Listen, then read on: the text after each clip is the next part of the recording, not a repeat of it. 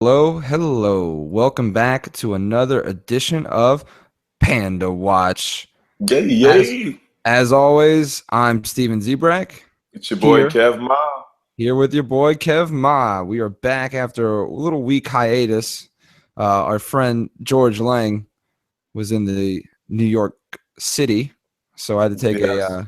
take a week Shout out to off and G hang Lang. out with him. Yeah, you got to hang out with him this weekend though, so that was pretty cool. Yeah. And I'm so glad that he left because my liver is in pain.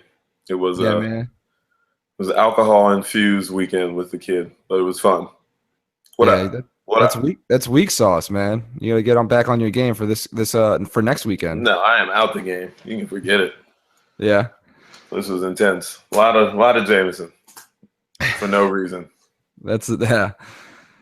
Well, anyways, before we get started, we just wanted to acknowledge this weekend's events and Yeah. say it's upsetting. I mean, Yeah. there's really no other word. It's very upsetting. See all the events out there Yeah, from Beirut to Nigeria to obviously Paris. We just want to say, gosh, man, let's. I mean, clearly we know who the enemy is, but just in general, like people, man, jeez, out of control. right. And I know we were going to be brief on this, but I just made me think of something. Don't be scared of every Syrian refugee.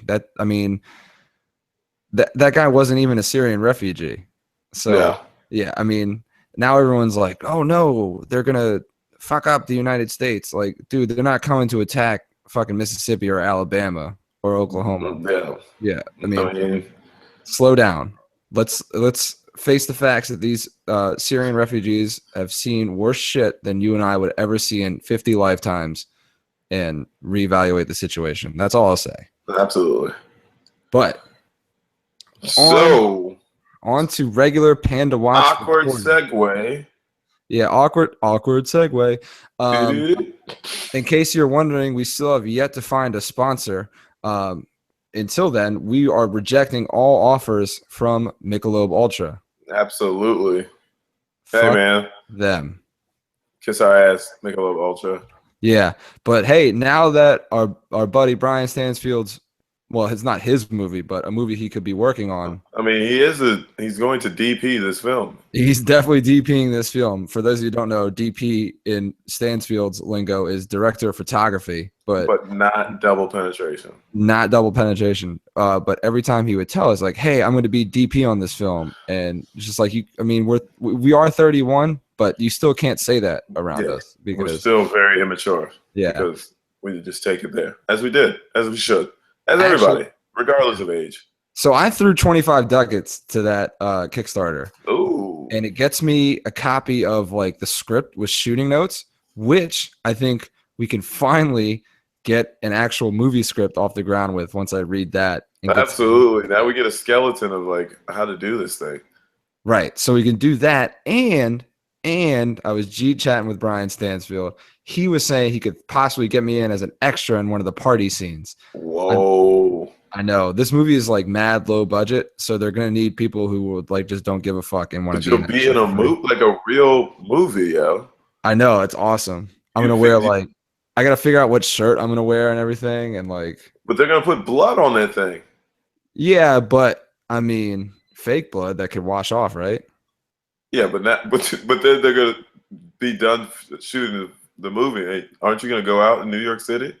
Oh, I don't know about that. I mean, I'll be an extra at the party. Who knows if I'll be one of the people who dies? I'll just be like someone who was Ah, there, that you is know. true. So maybe our buddy Dolgus can get the design together, and I can make a T-shirt out of that noise, Ooh, wear it in the movie. gosh. What up? Shout out to the E Money out there. He's Yeah, out in Florida right now. But yeah, that'd be dope if it could transpire like that. Get the name out there. yeah, that would be great. Hmm. And then get maybe well, no, movies don't sponsor people. That's just ridiculous. I Anyway, don't know, but maybe somebody sees you in that shirt and be like, "Wow, I just want to sponsor that kid right there." right. And by sponsor, I mean like just donate to you because you look so sad. And then I just don't tell you that I got the donation and have a good life. I mean that'd be cool. That'd be really selfish. That would be like on blank check of you. Yeah. Yeah, you're right. That would be the complete opposite of blank check. Yeah. And blank check, he like shared with his friends. He like went bonkers. Yeah. No, he was a sharer. Yeah. Look at you. Also, before we get into the week topics, I wanted to tell you that I golfed Friday morning in Charlotte. Ooh, nice. It was great. We were the Doug and I went. We were the only ones out.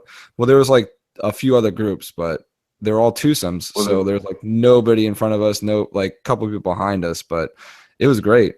Were you playing in the morning, afternoon? It was morning. It was 8:30 in the morning with no warm-ups, and I shot a 102. Hey, I like that.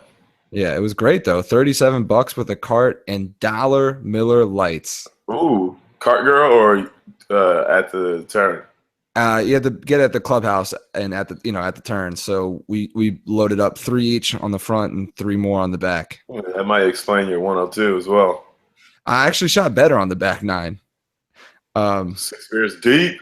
Yeah, it was fun though. We had a good time. So remember, kids, if you ever want to shoot low, drink beer. Exactly, it relaxes you, or at least for me. Anyways, on to this week's topics. Daddy's got a liquor problem. Yeah, I mean, it's gonna be uncle, but same thing. Swag. And on to this week's topics, we got starting off fresh with college basketball. And before welcome back. Yeah, the ball is tipped, and there we are. Hey, that's early. That's later. I know it's later, man. Come on, let me have some fun. But seriously, welcome back, college basketball. We have missed thee. Yeah, it's great to have it back again. And before Kevin starts slobbering over Kentucky, why would I do that? What? Why would I do that? Because you like them? Oh, I love them. I know. See, already slobbering. Anyway, before we get started on that, I just want to give a huge shout out. GW taking down number 6 UVA at the Smith Center. It was a great game to watch. They looked like it was a full house out there, but it looked like UVA had a lot of fans. Oh, well, yeah, UVA has a strong presence in the D.C. area, and then, Charlottesville isn't that far of a ride from D.C. It's probably about 2 hours, hour and a half, 2 hours, 2 hours probably. Safe bet. So, yeah, they definitely had a lot of fans there. But, I mean, it was still mainly GW, and it was cool. It was they played great defense. They got a little sloppy. Who played great defense? GW did. Well, UVA played good defense too, but GW was able to pound it in with their big man, the kid Kavanaugh. I think he's a transfer from Wake Forest. Ooh. He's been playing really well. Joe Kavanaugh. Okay. And Kevin Larson's a senior now. Pato Garino is a senior. Larson was getting busy down there in the post. Yeah, he was great. He was drawing a lot of fouls, and he's a good free throw shooter now for a big man. I mean, I've been working. Well, I no longer work at GW, but when I was working those basketball games, all those guys were freshmen, and Larson had trouble at the free throw line. Now he's a much better shooter, so it's kind of cool to see him develop his game a little bit more. I'm glad that you enjoy him making free throws. You know who really is really happy about him making free throws? Mike Lonergan? Your dad. Yeah, my dad goes nuts. What are they not practicing free throws for? What is wrong with them? But you know what? Their biggest weakness, and it's going to kill them because you and I know how much these tournaments hinge on guard play. They don't have a guy who can securely hold on to the ball. Like Joe McDonald's a senior, and he's still he's athletic, he's strong, but he still hasn't figured out how to use that to secure the ball.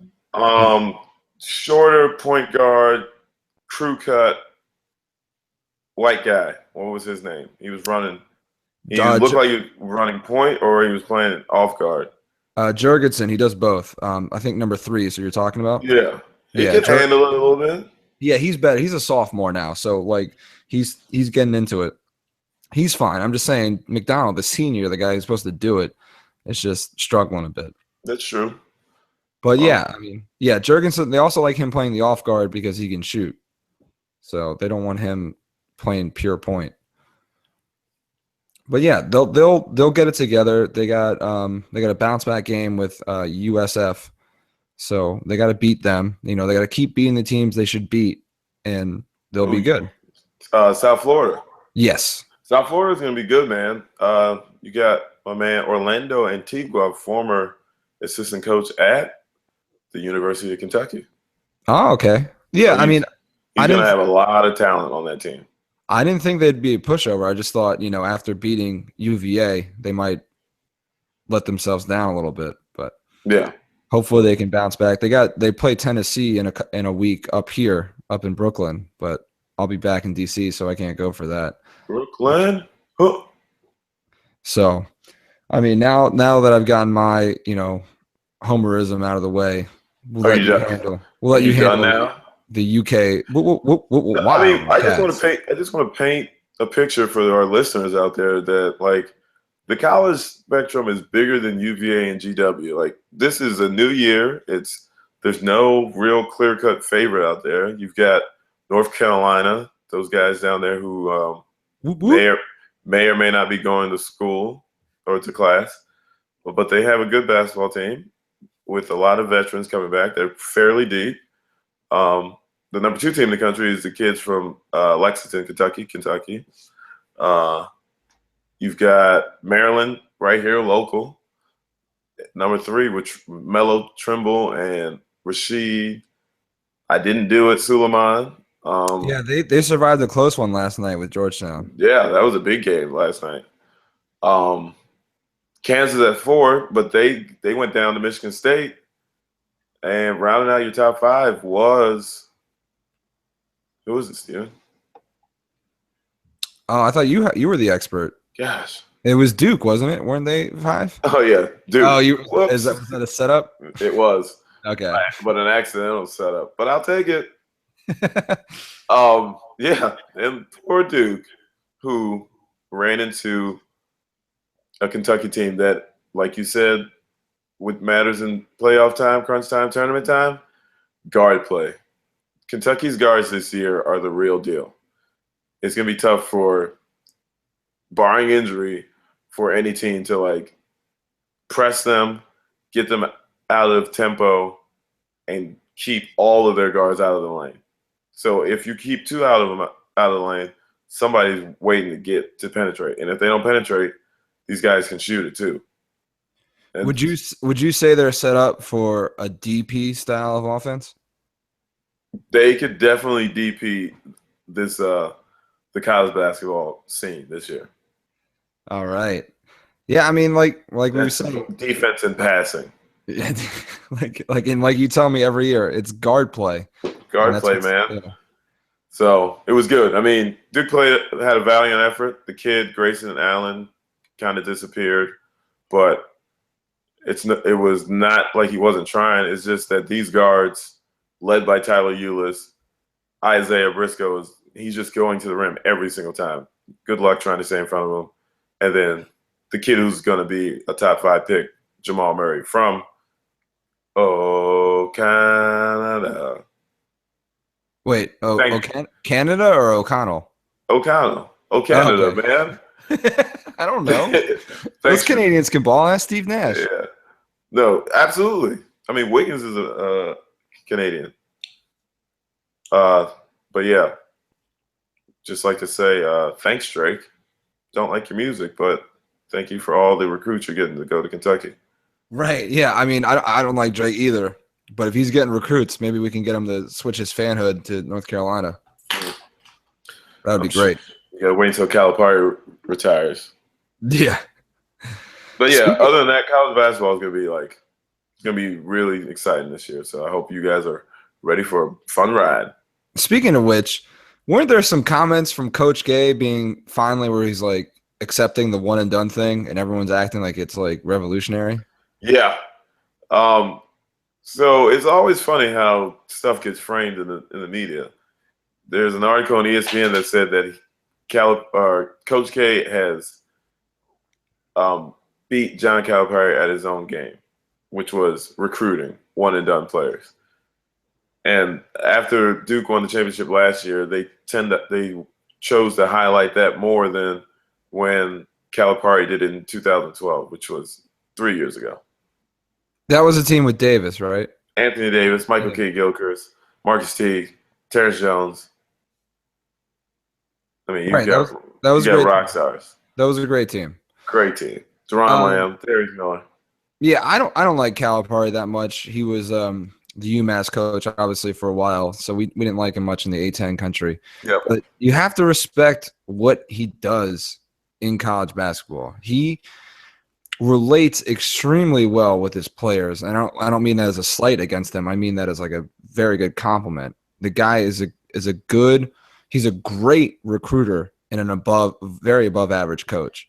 So you got to give it to him. He can talk to people. He is friend. He is a friend, and he is a tactician. Yeah, so, I mean, I might take him over Roy Williams. I'm not afraid to say that. I mean, smart money is on Calipari. Yeah, Roy's got more championships, but Roy hasn't got players like Calipari has. Right. Roy's got talented kids, but these kids are like they're top tier of the blue chip circuit. Yeah, so they're like, Shaq O'Neal at Blue Chips. Dion Bordeaux. Yes, I forgot his name. I'm glad you picked up on that. There you go. Worry, man. I got you, man. Butch Davis. Exactly. Yeah. Well, no, Butch McCray, man. Butch McCray. Who was the Ricky Rowe. Ricky Rowe. That was the white kid. Coached by. Coached by Nick Nolte. His name was. I don't know. Come on, man. I just know. See, I know all the actors. I forgot his name right now. I wish you knew it. I wish you knew at least the white dude's name. Well, I know like other white dudes in the movie, like JT Walsh was the Happy. He was the booster who kept paying for everything, and then there was Ed O'Neill as the reporter. Absolutely. Who didn't believe anything that happened. So that was pretty cool. Anyways, a little nostalgic. Little nostalgia. We went and saw that for our birthday one year, Blue Chips. That's how gully we were in middle school. How old were they? That was 94 when that came out. 94, right? Yeah, jeez. So we were 10. 10. That's how gully we were in 5th grade.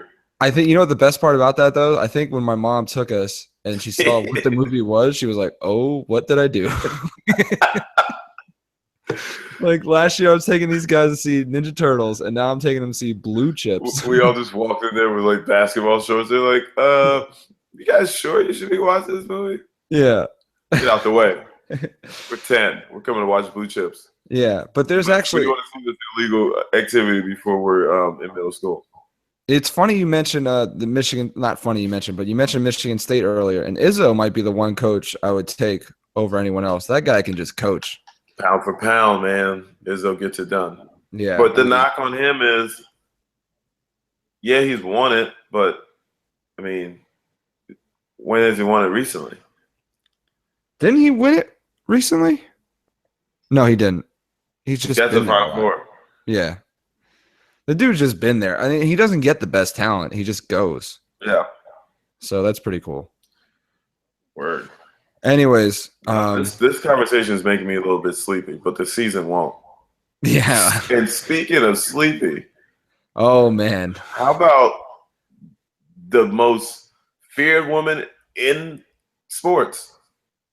Or is she the baddest? Cheryl Miller? Oh, don't you dare talk about her. Cheryl, we love you. Thank you for making your brother so good at basketball. No, we're talking about Drowsy Rousey. Yeah, I mean, Ronda Rousey got put to sleep by another illiterate initialed woman, Holly Holm. 100 points for alliteration. Yeah, I love alliteration. It's my favorite word in the English dictionary. Alliteration? Yeah, but she got you probably use that in New York as like a pickup line, man. Only in Brooklyn. Brooklyn? But yeah, she got put to sleep. If you guys couldn't tell, we did not watch the fight. Yeah, we didn't watch the fight, but I read some analysis. They were saying that like Holly Holm just had the perfect game plan and exploited Rousey's like attack first, approach. So whenever did you not see the clips online? No, I didn't see any of that. Oh man. Do you watch MMA at all? Not really, no. Yeah, me neither. But thanks to the social media, these clips get up there all the time. So in one clip, you see Holly Holm, who is apparently an 18 or 19-time world boxing champion Yeah, or kickboxer. she's no slouch. Yeah. Let's just get that out there. One time you see a left hook or a right hook, and it collects right in her chin.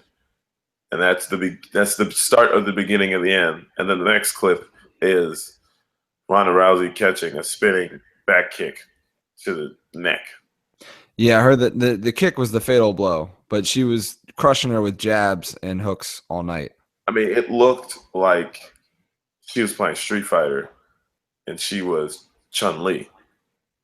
Right. And Rousey was trying to be like E Honda and getting close for like the grapple. Yeah. And E Honda's face got kicked back to probably 8 to 12 inches. Yeah. So yeah, hopefully there's a rematch. Hopefully Rousey gets the chance to put there's a lot of people are hating on her now too. That's which I think is the fun part. Well, this is the world we live in, right? Yeah. We get to validate or feel good about ourselves because we get to pass judgment on somebody who was doing something.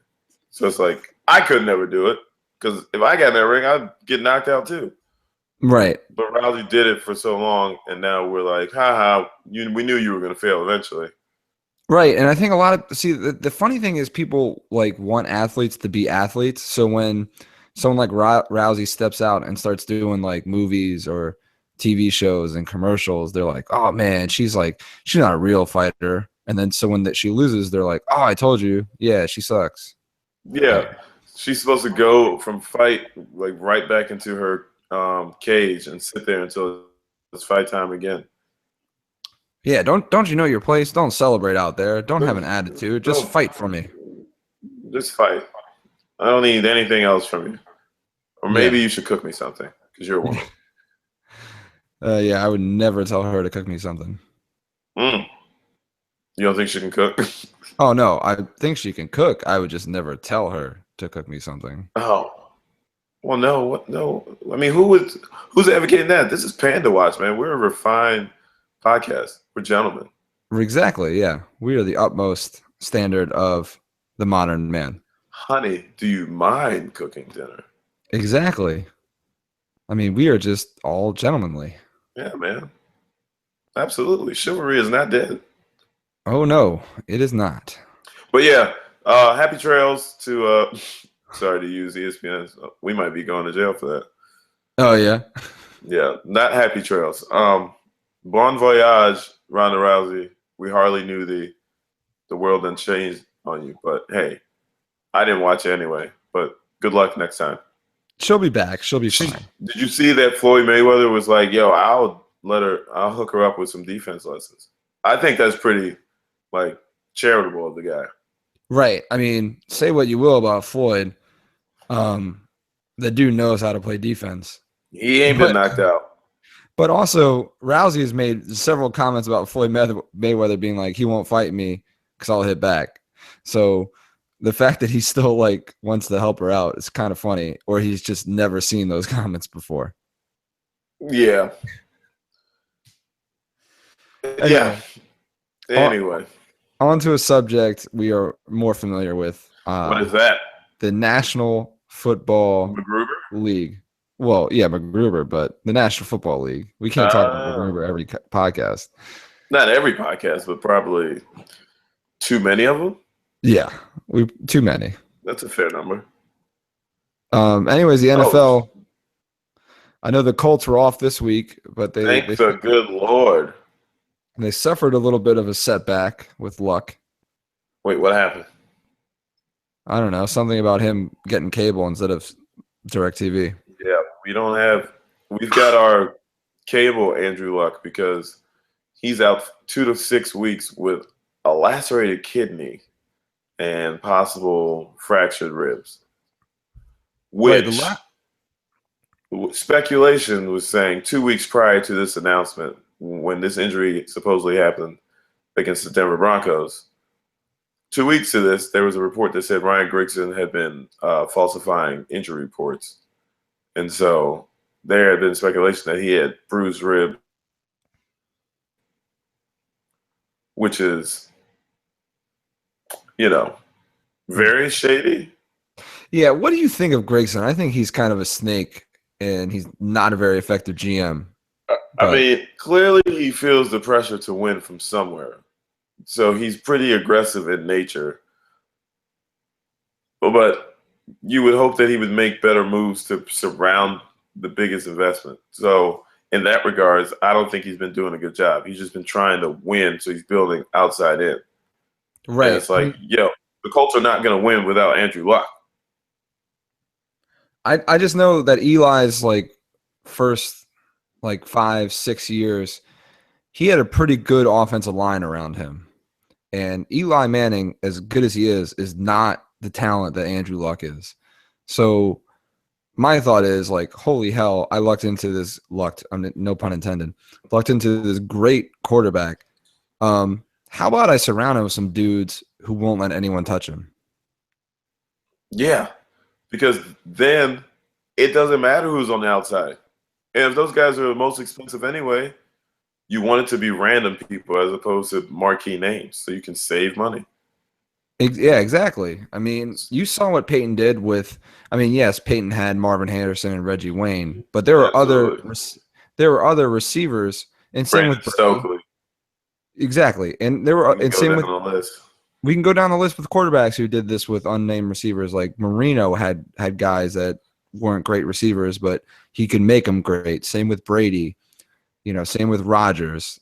James Jones can't catch on with any other team. He comes back to Green Bay, and all of a sudden he's great again. It's because Aaron Rodgers is touchdown machine. Yeah. But anyways, you gotta get him protection because he's no good to you if he can't walk. Yeah. What do the coaches always say? What's the best ability? Availability. Exactly. So yeah, the Colts are probably effed. But I mean, Matthew Hasselbeck has won 2 games for us, so there are worse backups to have than Matt Hasselbeck. Absolutely. Yeah, their name is Curtis Painter. Oh, and the Colts signed Clipboard Jesus.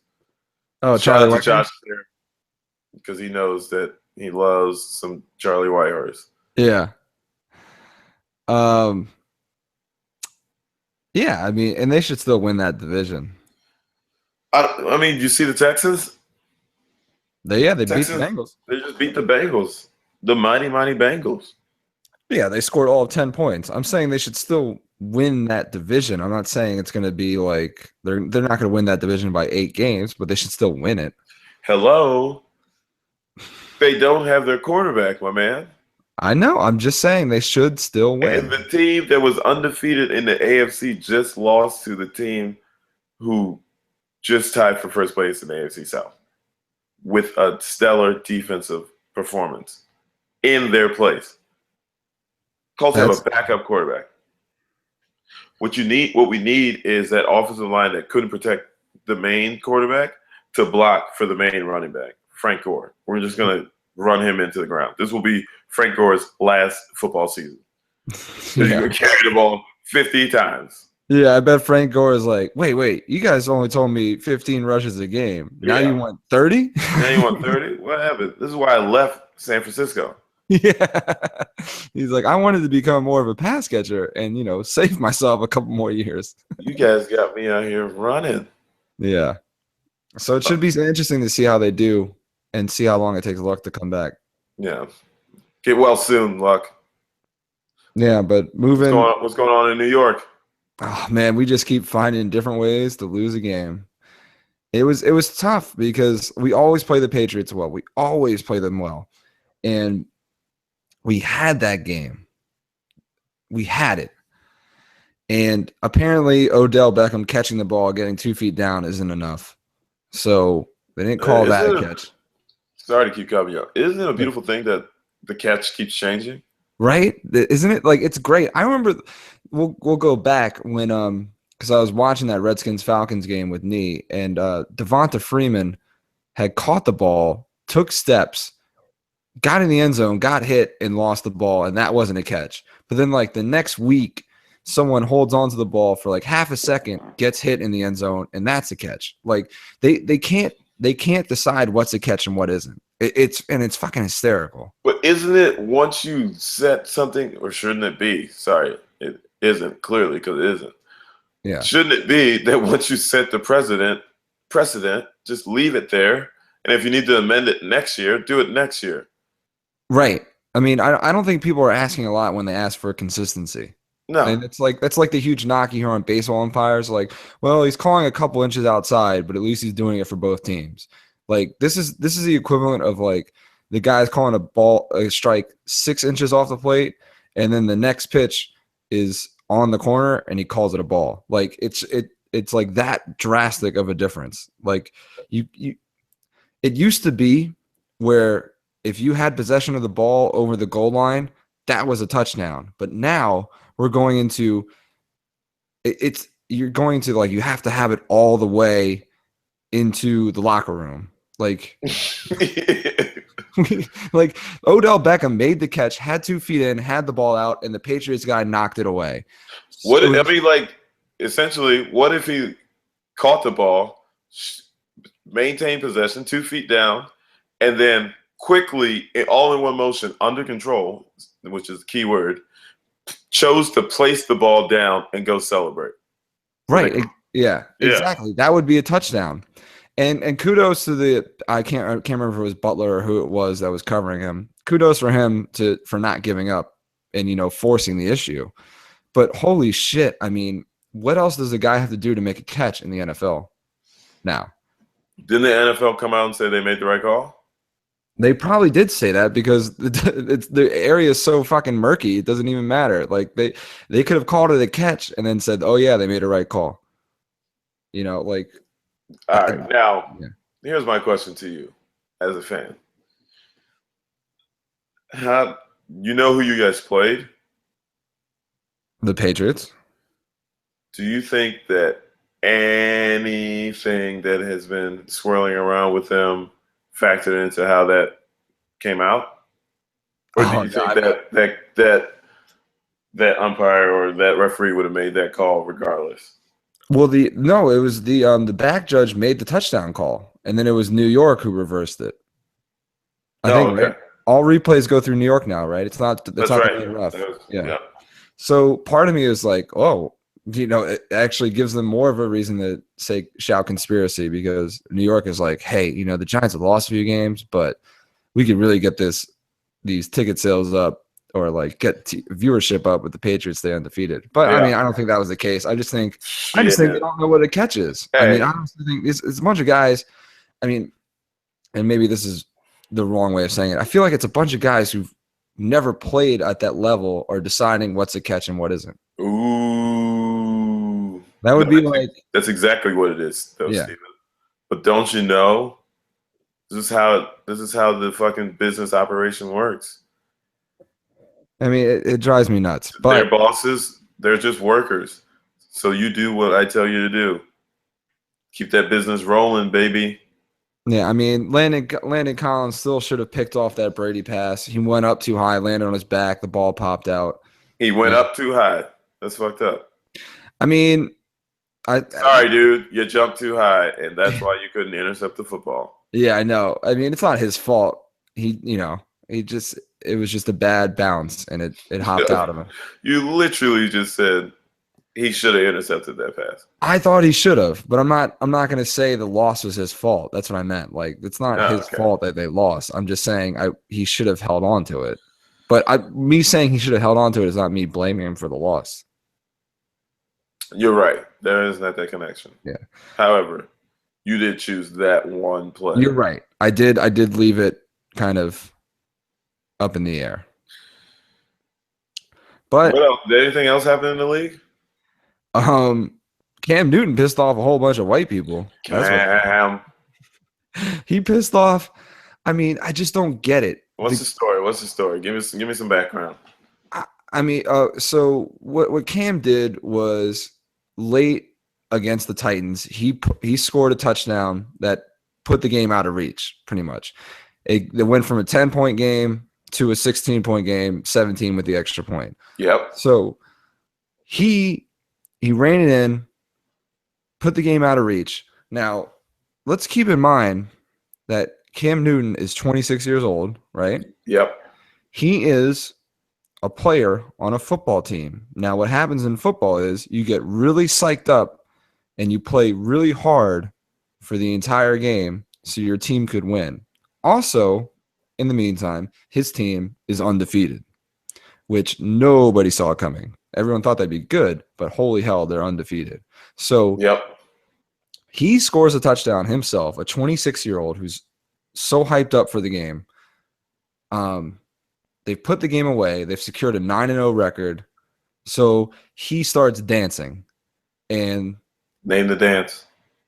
Dabbing, right? Oh, look at you. Yeah, I did. Cool uncle in the house. Cool Uncle Stevie from New York, man. I gotta stay fresh.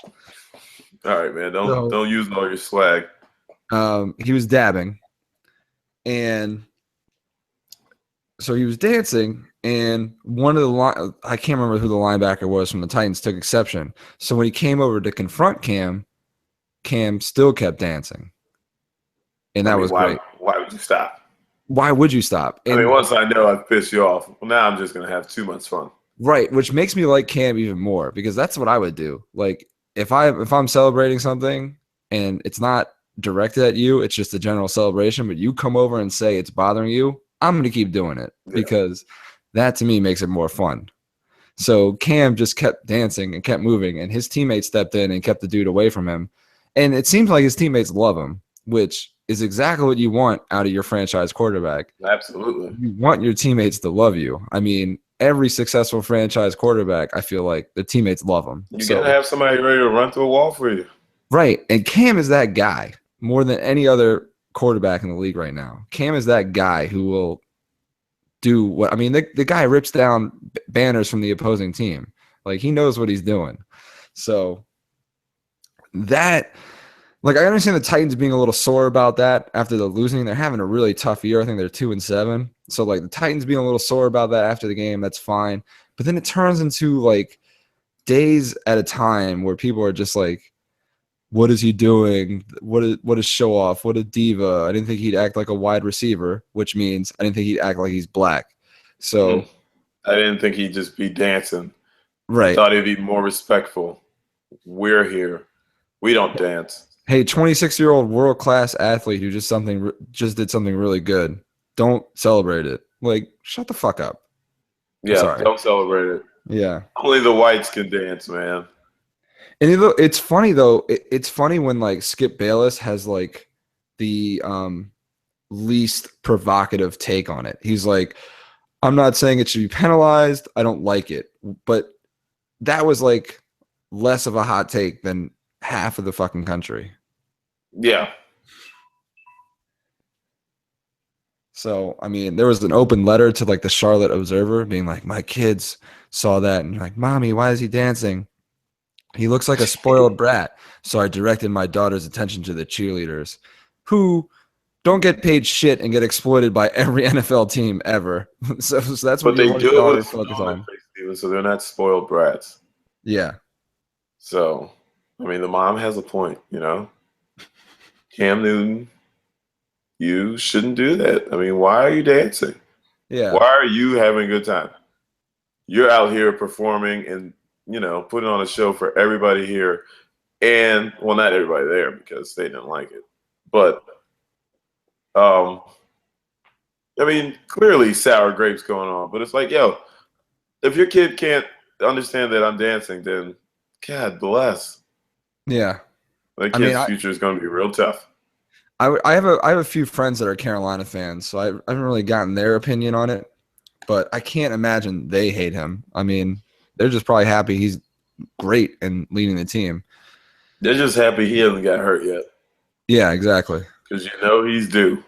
Oh, and once he gets hurt, you're like, hey, he shouldn't have been dancing all that much. Shouldn't have been dancing. If he didn't dance, then he wouldn't have got hurt. Yeah. I mean, it's unreal how that still bothers people. I mean, but good for you, Cam. Keep doing your thing. I agree. The Colts should have beat you though, and you know it. I almost feel like if every Carolina fan acts like that, he's too good for them. Come up to New York. We love you up here. I'll tell Eli to take a seat and you can start. Wait, it's Tennessee fans, man. Carolina. What? No, Carolina. Carolina's fan. It was a Carolina fan who wrote that open letter to the Charlotte Observer. Are you sure? I'm fairly positive. You might want to double check your source. I'm not going to do that now, but I'm pretty sure. Sorry, guys. We might be giving y'all some bad information on PandaWatch. No, it was a Tennessee team that was upset with it. Yes. The Carolina fan was upset with it because she was saying her kids are fans of Cam Newton and the Panthers. That's how she started the letter. A Tennessee mom to Cam Newton, dude. Oh. It was in the Charlotte Observer. What the hell do they care then? Of course they just let... Because the white mom in Tennessee didn't want to see the black guy in Carolina dancing. Right. Why can't he be more professional? God help us if he went up and yelled at Aaron Andrews after the game. Yeah, Tennessee Titans fan. Okay, my fault. Either way, it's still bad. Say PandaWatch. Yeah. Yeah. Yeah, that's the thing. And there's a little bit of, Drew Stanton just danced his way to the hearts of every stereotypical Arizona fan and people in the country's hearts, because his was so like fun loving, whereas Cam's was not fun loving. Cam's was antagonizing and showboating. Yeah, which it was. Of course it was, but who cares? His emotion was not directed at my man. Yeah. His emotion was just happiness. Well, I mean, just he was happy. He scored. He wasn't directing it at the Titans or any Titans fans. It wasn't excessive like Stanton's. Right. Stanton almost ran into a Seattle player because he was like dancing on the sideline. And then did he do like 2 spins? Yeah, he did like some weird spins and like waved him home like he was a third base coach or something. Like, I swear, man, you white people, man, dancing dancing is definitely just interpretive for you guys, huh? I mean, we all try to dance like Drake. That's all. Hey. Yeah, and then Carson Palmer going to the Seattle crowd and telling them to suck it. I thought that was. I didn't hear that. Oh, you didn't know that? No. There's definitely like footage of him like yelling at the crowd and then like doing the suck it motion. All right, Carson, man, never give up. Yeah, never grow up. Which I think is great, but if you're gonna blast Cam Newton for dancing, why aren't you blasting Carson Palmer for telling the entire crowd to suck his dick? Yeah, where's your letter going there? Yeah. But she was a Tennessee Titan fan, so she couldn't watch 2 games at the same time. So because she didn't see it, she can't speak on it. Right. She actually saw Cam Newton, as if she didn't. She doesn't have a TV or she can't like see replays anywhere. But I mean, hey man, do your thing, people. This is America. This is the beautiful thing about it. You can do whatever you want.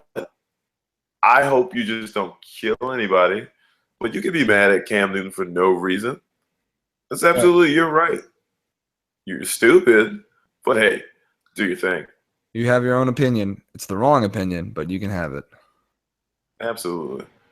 So on to another fun, kind of race-based issue, actually very race-based issue in the NFL. Chris Carter has come out and said that white wide receivers do not get the respect they deserve in terms of athleticism, which apparently this is a problem. I never knew it was a problem. But apparently, there's a growing segment of white wide receivers coming into the league, and they feel like their voices are not being heard. You know what Chris Carter's problem is? Is that small white slot receivers get compared to other small white slot receivers. So Julian Edelman at 5'11" gets compared to another 5'11" slot receiver in Wes Welker. Okay. So that's a problem he has. Cole Beasley, I guess, gets that comparison too. That's another name that was brought up. But are they closer to Wes Welker or are they closer to Antonio Brown? Well, Antonio Brown, I thought was a little bit bigger than them and plays out wide. I know he plays in the slot a bunch, but or John Brown.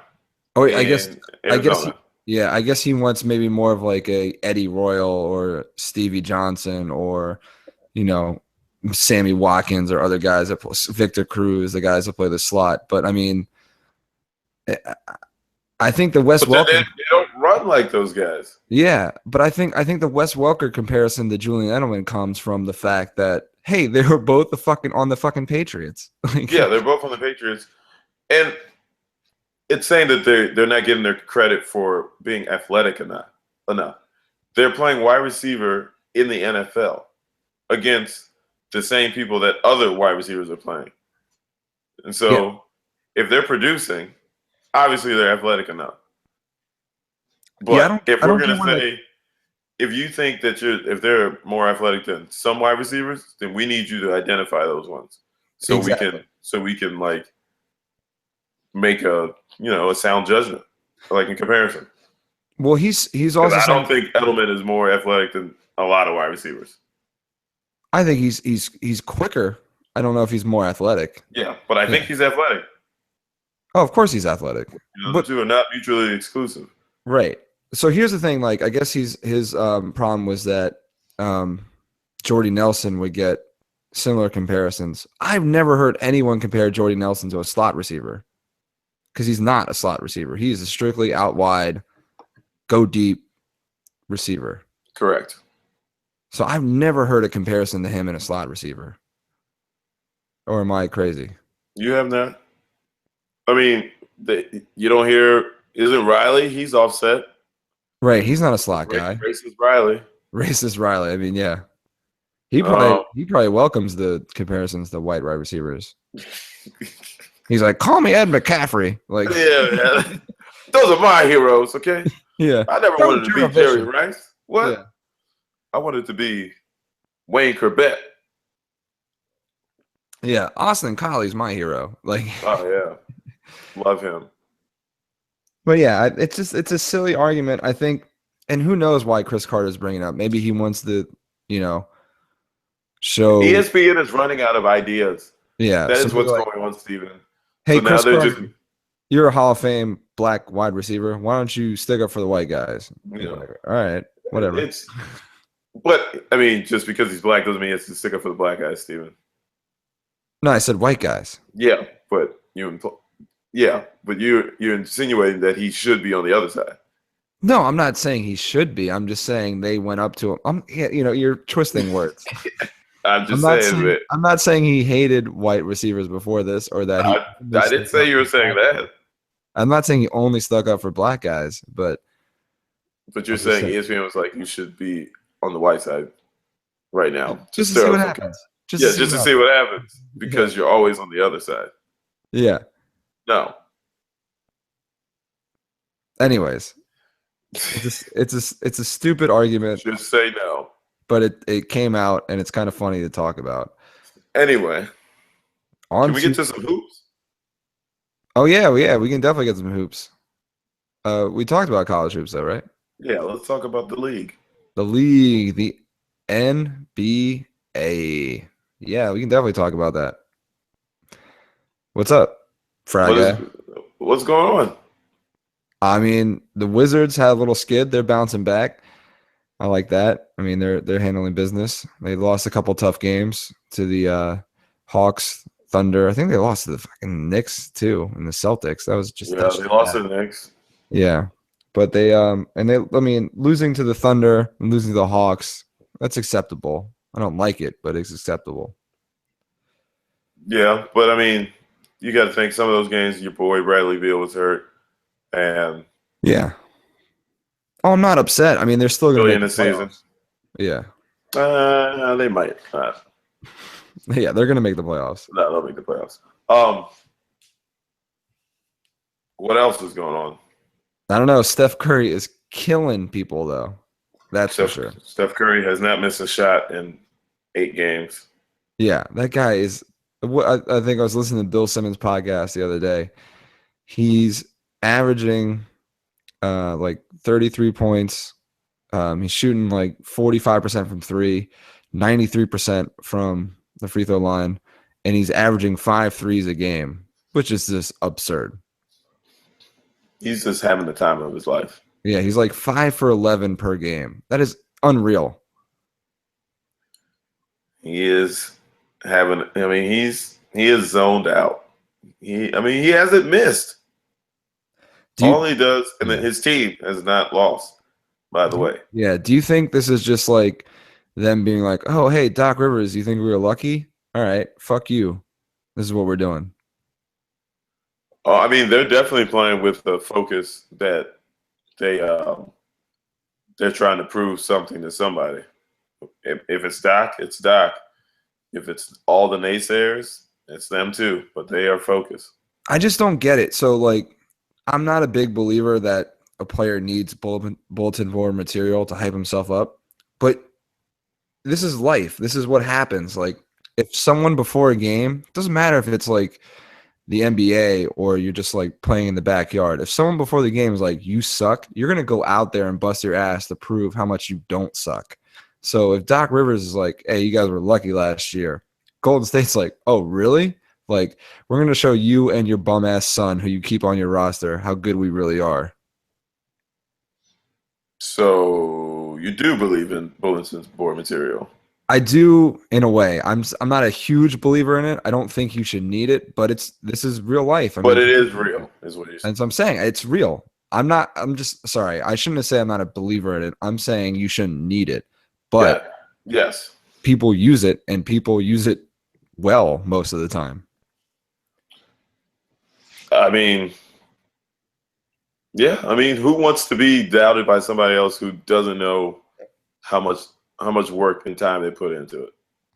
Right. Not a lot of human beings out there want to have their people pass judgment on them. So it's like, fuck you, motherfucker. Even though I'm pretty skeptical of Golden State, I think they are very incredible. Like, they are really good. Yeah, I don't know if they'll run off 70 games. I want to see what you guys are going to do. Like, win another championship, and then I'm like, I ain't got nothing to say about them. They're the best team in the world. Oh, yeah, definitely. They win again this year. There's no question. But, yeah. So what's up? What's up with your boy James Harden? James Harden is still James Harden, which means he's still putting everybody in the blender. The only issue is he's not shooting the ball, not even close to what he did last year.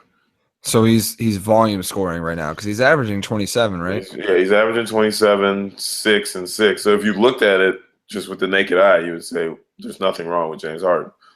But his field goal percentage is way down, 3-point percentage is down, and his attempts are up in both. Right. So I read something that his teammates are a little disgruntled with the way he's acting or his personality or something like that. And it kind of smells like a little bit of another wizard with the basketball. Pun intended. The Arenas? Jaber Arenas. Hibachi. The Hibachi, another basketball player that I love because I love people who are just skilled with the basketball. And right. James Harden is one of those. But it sounds like he may be, wearing out his welcome. However, that team is going nowhere without James Harden. So you got a choice to make. Yeah. It's like Carlton Banks getting mad at Will when he's scoring all the points and winning every game and stealing the ball, shooting from half court. Great pull. And right? Horribly. Yeah. We give you the ball, we're going to lose. Yeah. If you give me the ball, we got a chance. So my question to you is, do you want to make the shot or do you want to win? Oh, yeah. I want to win, especially when the NBA. Yeah. Like, I'm here already. Yeah. Like, do you know if we go to the playoffs and the further we go, we get more money because we're playing? Do you know that your bum ass can translate that into their free agency money because they think you're good? Yeah. Yeah, and you don't even have to give me any of that money, by the way, Yeah. that I helped you get. Yeah. So I think James Harden is fine. It sucks that the Rockets fired their coach. I think that Yeah. was I kind just of saw that. I What's think that up was with that? kind of Bush League. Apparently, 11 games was pause enough, unless they think that. Now, see, this is another thing that winning like Golden State does. Everybody thinks they need to follow the trend, so maybe they Right. think they found their Steve Kerr, and Who knows? they didn't like obviously they didn't like Kevin McHale's style. I just think that it's not really out of the realm of possibility that you guys are not winning because your best player is not playing his best without even knowing what anybody else on the team is doing. Right. Yeah, it's But kind of yeah. weird that they cut the cord so soon. And then LeBron in the East, they're just coasting. But he's fired up because he doesn't think they've got enough focus. Yeah, I mean, I think if you're LeBron right now, you have to just keep the team fired up however you can, because you don't want them to just get complacent and coast. They need to be, SAT word. I know, right? They need to be fired up. They need to almost act like they're competing with the West teams, because they need to stay sharp, and they need to, like, because if they just coast into the playoffs and then run through, they're going to get torn apart by any West team, pretty much any West contender. Yes. Are So they? I mean, are they being contested by anybody by the East? I mean, the East is not that laid back. no, it's not. No, it's not as laid back as it used to be. And you got the Bulls, who are doing well. The Raptors, I think, are off to a slower start than they'd like to be. The Hawks are decent. I mean, Yeah. The Heat are bounced back a little bit, but I mean, it's still early, so who knows how it will shape up. But long story short, Golden State is in a whole nother world right now. Yeah, they're playing unbelievable basketball. Do you think they're going to get to 73? I don't think they'll get the 73. What about 70? Maybe 68. Oh, you think they just fatigue out, or you think an injury? I just think the competition is too much. I mean, when Jordan, I mean, first of all, when Jordan, Pippen, and Rodman and those guys, I mean, yes, they're extremely talented, and the East was better than it. The East competition was better now, but I think overall basketball talent is, and this is me not knowing anything. This is just a thought that overall basketball talent now is better than it was 20 years ago. Okay, and so when we say talent, what are we describing? What are we talking about? Talent disparity, or talent, yeah, disparity. That's the right Parity. word. But is it talent disparity or talent parity? Shut up. I was dead serious too. Anyway, There's more parity, but I don't know. It's hear. one of those words. Do you think? So you think there's more talent just through like jump high, run fast, shoot well, or skill like dribble really well, box out really well? I think there's shoot more. the ball really well. I think the last one. I think there's more shooters now in the NBA, because the emphasis has been on jump shooting the past few years, and particularly 3-point shooting. Now those Bulls teams, they could hit threes, but they teams didn't nearly attempt 3-pointers as much as they do now. So if you run, you can run across more teams that catch fire and hit threes, and you can have more off nights shooting threes. Like Golden State relies heavily on the three, so they could have off nights, and that could cause them to lose games. Yeah, more often than it would like Jordan just eating through everyone, and Scottie Pippen not letting anyone get around him, and Dennis Rodman not letting anyone else rebound the basketball. Scottie Pippen, aka the real GOAT, aka you couldn't have done it without me, Mike. Are we really getting back into this? AKA you couldn't have done it without me, Mike. I'm putting that under dog, put that on a T-shirt. You should. You should. I actually am really going to do that, though. No, I'll believe it when I see it. All right. Yeah, I do talk about it a lot. Yeah. Be about it. Yeah, exactly. I hear you. And speaking of don't talk about it, be about it. The Missouri football team, they were about it. Oh, yeah. Good for them. Good for those kids being behind the cause.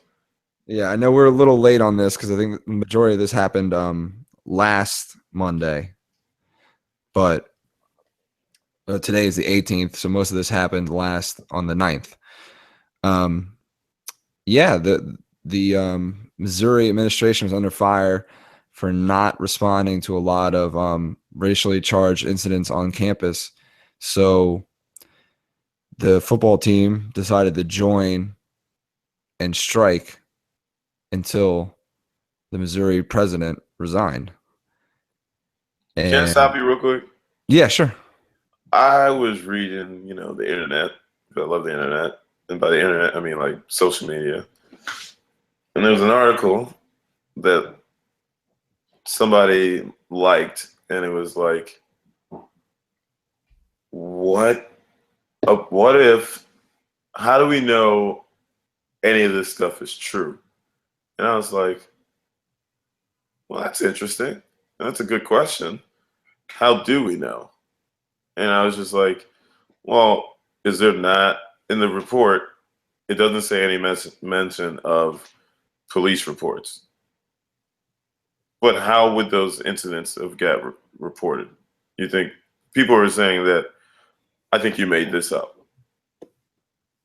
That's a pretty ridiculous accusation, I think. I mean, they report these incidents to the university, and Correct. It's the fact that they didn't act on them. It wasn't like they were expecting the guy to, I think it was Wolf, right? Wolf with an E. Mm-hmm. They weren't expecting him to stop everything or like come down ninja style on everyone. They were just expecting him to respond, and he just wasn't responding. Yeah, that's what it came down to. They're like, as if you clearly don't give a shit about us. Yeah, as if a shitty swastika is nothing to pay attention to. Right. Like, just normal day here in Missouri. Yeah, who makes up a poop swastika? I mean, that's just ridiculous. It's fucking disgusting. Yeah, and like, how, like, I don't know. If I'm and this is like a big if I'm a university president and someone comes to me and I have evidence of it happening, I'm sending out a blanket wide notification, both written and an email, saying if we ever catch the idiot who does this, not only are you off campus, but you will be prosecuted as much as we can prosecute you. I mean, I know people will claim, oh, free speech, but that's hate speech and it's infringing on the rights of others. So yeah. Yeah. Bring the hammer on them, Z. What? Bring the hammer down on them. Right. I mean, because they're not mad that this guy didn't swoop down and beat up everybody. And they're not mad that he tried and failed. They're mad that he hasn't even tried at all. He didn't even try at all. And that's what they were pissed off about. But I don't understand how somebody else who is not involved in a different setting can't understand that that's not okay. Like, how can you be on the opposition to this? I don't know. It's amazing. There's people who still want the Confederate flag flying in the South. I mean, that's all you have to hear to understand that people can be on both sides of this issue. It's ridiculous. But people, well, it's not his responsibility to police it. That should be the campus police. Well, yeah, you're right. But it's his responsibility to light a fire under the campus police and tell them to go do their fucking jobs. Yeah. As opposed to not acting and enabling and be like, hey, guys, you know what? Racism, not that big of a deal, man. Yeah, you guys are used to it. You'll just complain more. Like, that's, I mean, the guy did nothing. Yeah. And that was his response. I was like, wait, what? Yeah. Thanks, dude. So, good riddance. The football team used their power of money making for the university to stand up and say, you know what? We're tired of this shit. we're not playing anymore. And then, of course, their arguments are like, well, if they were undefeated, they would never boycott. You know what? We'll never know. Yeah, we'll never know. Exactly. You don't know. How can you go up and tell a kid, like, hey, you're undefeated, but you have a chance to really change a lot of race problems at this university? No, I'm good. I'm going to keep playing football and just ignore it. That's just all the people in Missouri being like, oh, they're going to play, or we're going to shower them with some racist threats, and they're going to want to play so much harder. Yeah. So anyways, good on Missouri. I know we're skipping over a lot of details, but it's just let's move forward, people. Move forward. Yeah, Stop exactly. Athletes use their voice, and this is a big strike for student athletes getting what they finally, showing their earning potential. Because Missouri would have lost $1 million with that BYU game if Missouri forfeited or boycotted the game. So, gosh. $1 million. Wait, hey, who are the two main characters in Money Talks? Chris Tucker is Franklin. God, is it like MASH or Franklin? Who's the other lead character in real life? Oh, the other character in real life, Charlie Sheen. No lie, that really just popped into my head. That did pop in your head? Yeah. And it's a natural segue now, but it literally just popped in. I was like, oh, snap. I love that. Because I was just gonna end the Missouri thing with Money Talks, because that $1 million not coming in from the football team was like, hey, look, president, you got to go. Yeah, I mean, good for them. But yeah, on to the segue. Money Talks. Don't laugh, asshole. What? Why are you laughing? Because it was just an interesting segue. I mean, it's a great segue. I am great, but there's no laughing matter, okay? What? That Charlie Sheen is HIV positive and not HIV negative? Are you sure? Yes, Kyle, I'm sure. Not only sure, I'm HIV positive. Yes. First of all, Charlie Sheen, if your first phone call was not to Magic Johnson, you're doing it wrong. Probably. That dude, 24 years to this month, came out and announced that he had HIV. Verified fact. Verified fact. November 7th, 1991. PandaWatch. And he is still going strong. I mean, you see Magic Johnson now, and like the last thing that comes to your mind is like, damn, that guy has HIV. Like, do you think about it? I haven't thought about Magic with HIV. When you see him on TV, you're just like, damn, that is a Hall of Fame basketball player with a good opinion on basketball. You don't think, damn, that dude has HIV. Yeah. Which I think Charlie Sheen is hoping to avoid. But the funny thing is, like, yeah, but Charlie Sheen has already framed himself as a douchebag. Oh, yeah, he's a huge doucher. So 4 years ago, that whole Charlie Sheen rant came out where he was like, I'm winning, #winning, I'm having lots of sex, I got tiger blood. And he's saying all this shit in the interview. He's like, I'm too good for 2.5 Men. Like, I don't need that shit. So apparently he was diagnosed with HIV 4 years ago. So weird timing that his rant was 4 years ago and he was diagnosed with a potential life-threatening, mental health, man. He clearly snapped. Yeah. So he went that's on. That's life-altering news. So, but here's the thing. That happened 4 years ago, and he's somehow kept it hidden. And by somehow kept it hidden, paid people off not to reveal the diagnosis. Depression, but also, there's HIPAA laws out there that his health records should be private, and he should only have to disclose it. He should only have to disclose it with people he's gonna be in contact with. He's not. But here's the thing: he wasn't paying off doctors or even therapists. He was paying off like hookers and girls he was sleeping with. But what I'm saying is, like, why should you, Steven, in New York, and me, Kevin, in Virginia, know that Charlie Sheen has AIDS, HIV? Why should we know? Yes. There's no reason we should know, but there's nothing keeping those girls from talking. he doesn't. They're not signing contracts. He's like, hey, baby, well, I still got it hard. Sign this quick, and let me jam it in you. Is that what Charlie Sheen would say? It probably would be. I mean, who knows, dude? That dude's crazy. But anyways, he goes. The best part about it, though, is, and then I'll stop being so cynical, is he go on the Today Show to Matt Lauer. He's like, yeah, I came forward because I didn't want them getting after my kids' money anymore. And Matt Lauer's like, oh, so are you still paying people off? He's like, not of today, not after today. We're no longer paying people off.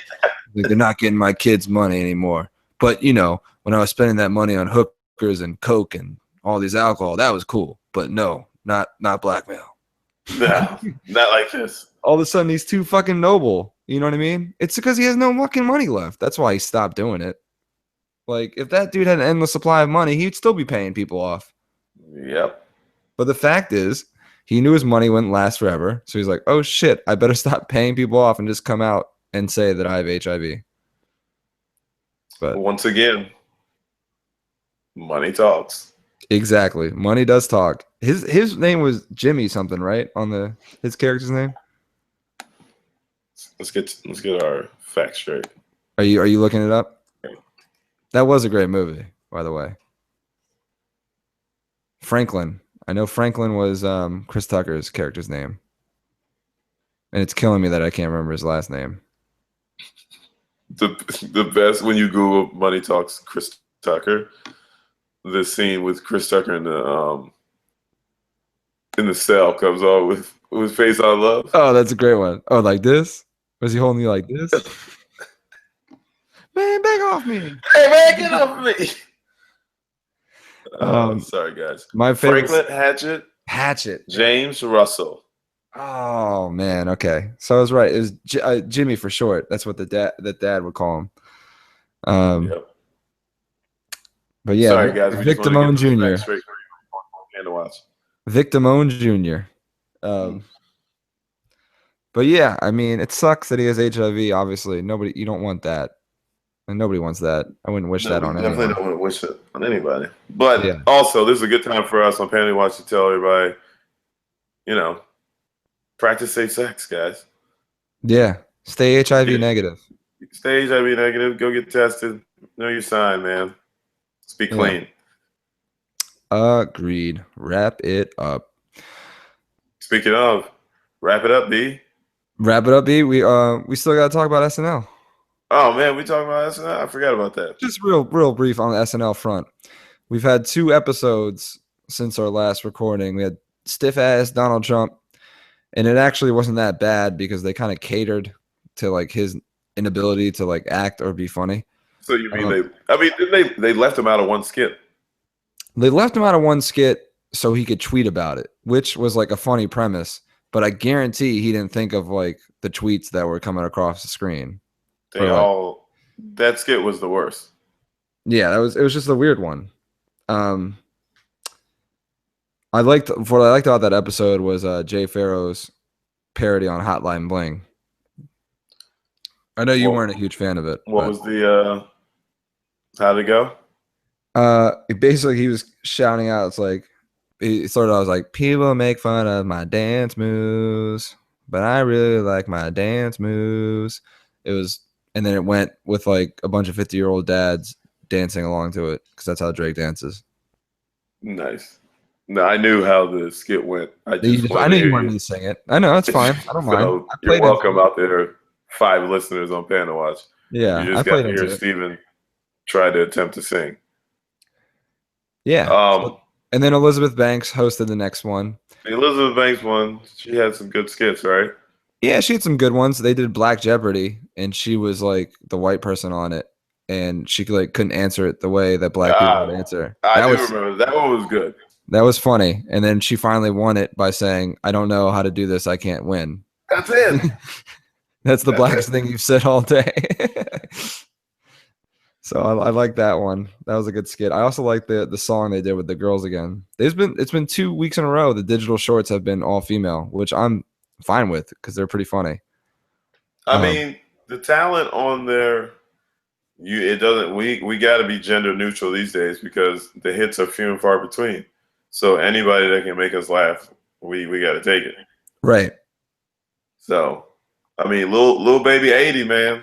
It's always a good time to see her. Yeah. But they basically their song was about the first time they got horny to people on TV, and it was good. It was good. Check it out, people. Yeah, I agree. You should still give SNL a chance because I do the commercial free Hulu, and like I skipped if I don't like the music performance. Snob. Whatever. I pay money for that. I do commercial free. You pay extra for it. You snob. Yeah. Be one of us with the regulars with no Netflix or Hulu. You were the one who told me keep it gully with cable, baby. Shout out to Verizon. When I told you that I was paying the extra $4 a month to skip through the commercials, you said, "Congratulations, you're not being cheap and paying the money for something better." And now you're flipping it on me. Absolutely. Again, I'm not a politician. I can flip flop. Oh, what a dick! See what I have to work with. Who are you talking to? I don't know. Spivak, Miriam. Maybe like Raph or Josh Bostic. I don't know, someone who listens to us. Hey, guys. Dolgus, maybe. Yeah. Matt Walker, if he's not too high to forget about it. Anyway, this lovely. Yeah, man. What a great pause. What a great pause. Awkward pause. I want to take this time to say this Friday on The Tonight Show with Jimmy Fallon will be Gonzaga College High School's own Randall Syfax performing stand-up comedy on The Tonight Show. Yeah, that's awesome. National broadcast. So good luck to the homie. Randy and I went to the first high school that I attended, and we played basketball together. Couldn't happen to a cooler kid, nicer kid. And he's funny as hell. So if you ain't got nothing to do Friday night, watch The Tonight Show with Jimmy Fallon. Even if you have something to do, DVR that shit or catch it. Yeah, absolutely. Yeah, I'm catching. You're gonna see somebody who's gonna probably be. He'll probably be in a stand-up tour near you soon. Yeah, I hope so. I hope he does some stuff in New York so I can come by and see him. But that'd be cool. He's been in New York, man, and I haven't told you. Yeah, what the fuck? So anyway, I told you. Anyway, good for him. Awesome. Good luck, Randy. Do your thing, my man. Yeah. Hopefully we can get him on here one time when we start growing a little bit of a fan base. Yeah, we're supposed to. We've already been in talks. We got to get the punter on here, and we got to get Randy. So yeah, we've talked about it, but now it might be too late. He might be going straight to Hollywood. Yeah, our first big guest be like, "Nah, I'm cool. I can't do that shit no more." I'd be like, "Fuck you, Randy." I do it myself. Do it myself. Fuck you, Jobu. Well, anyways, everyone, we hope you enjoyed another edition of Panda Watch. Next week, we might actually get to do one together in person instead of over Google Hangouts. So it'll be really sloppy. It'll be really sloppy. Lot of alcohol too. And there will also be like 8 other people around us, so it'll definitely be distraction city, but it'll be fun. So. It'll be interesting. We haven't finalized it, but we'll see what we can do. But until next time, keep following us on our Facebook page. I'll try to keep updating everything with links. We're still on Churbit. That's CHIRBIT, and you just search Panda Watch Cast, and you'll find us there. You can download our episodes, listen to the car rides. Let it mellow you out. Right. Let it soothe your soul. You listen to us, and you'll be at your destination in no time. Yes.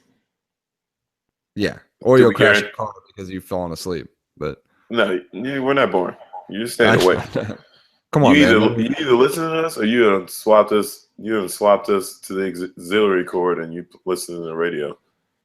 Yeah, that's a good point. I guess. Yeah, we're not boring. Yeah. That's one thing. Where's your confidence at, Steven? Yeah, and there's one thing we're not. It's not boring. That is true.